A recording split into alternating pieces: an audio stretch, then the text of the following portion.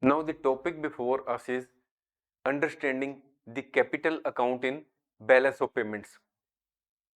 We have already discussed that balance of payment has three components: current account, capital account, and financial account.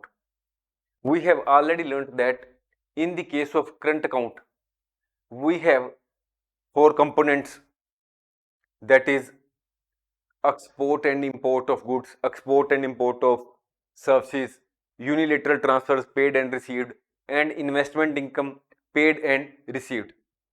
Here, in the case of capital account, we record the transactions which are related to acquisition and disposal of non-produced and non-financial assets.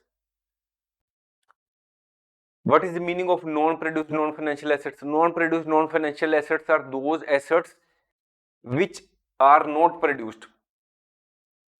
They occur naturally, or some intellectual work is involved therein.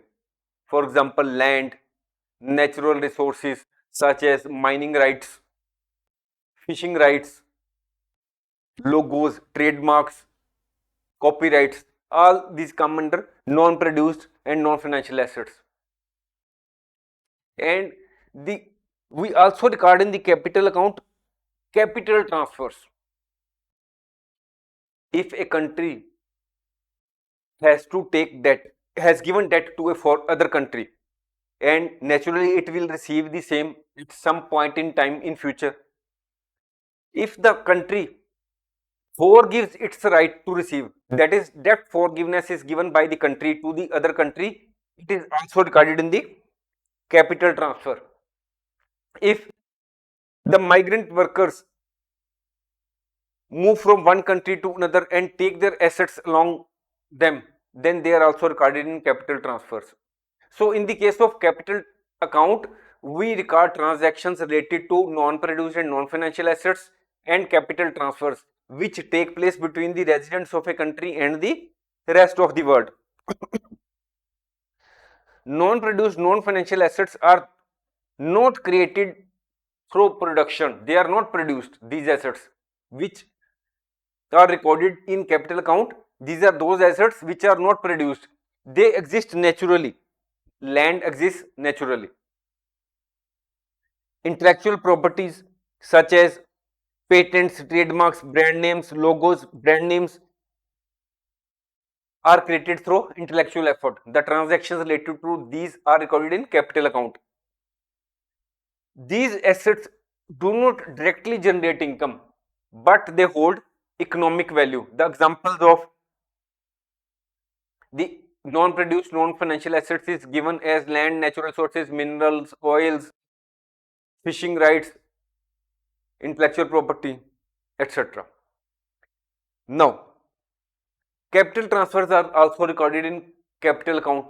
What is the capital transfers? It often represents the change in financial obligations or the claims between parties. First is debt forgiveness. Then one country may give certain grants to other countries only for investment purpose in a specific project, and it does not expect to receive the same. There is no expectation that it will receive the grant back. So all these investment grants which are given by a country to the other countries for specific projects are recorded in the capital account. Then the assets which are moved when people change countries of residence are also recorded in capital account. Now here we take into account certain examples and how they are recorded in capital account. When a foreign company buys the land in our country, what happens? There is inflow of foreign exchange. Foreign exchange comes into our country. This is recorded on credit side of the capital account. When a resident of our country buys the land in some foreign country, or buys the land say in our own country but from a foreigner, a foreigner is having say certain land in our country and our resident buys the same, or we buy a foreign asset located in the other country, what happens? There is capital outflow. Here location is not to be taken into consideration, whether the asset is located here or in some other country. Here we are to take the direction of capital, whether the capital will flow outside or capital will flow inside. If the capital will flow inside, it is to be recorded on credit side. If the if the outflow of foreign exchange will be towards outside, that is the foreign exchange will go outside of our country, then it is to be recorded on debit side. When a country receives capital transfer, debt forgiveness or investment grant, that is when our country receives investment grant from some other country, or some other country forgives its right to claim debt from us which they had given to us at some time in the past, then it is recorded as credit entry, because we will not have to repay that, whether it is debt or investment grant. When our country forgives debt of another nation, it is debt and debit entry. Here capital outflow is involved because we have relinquished our right to receive the debt. I hope you might have understood the concept of capital account, which is a one of the components of balance of payment, in a very simple and easy language.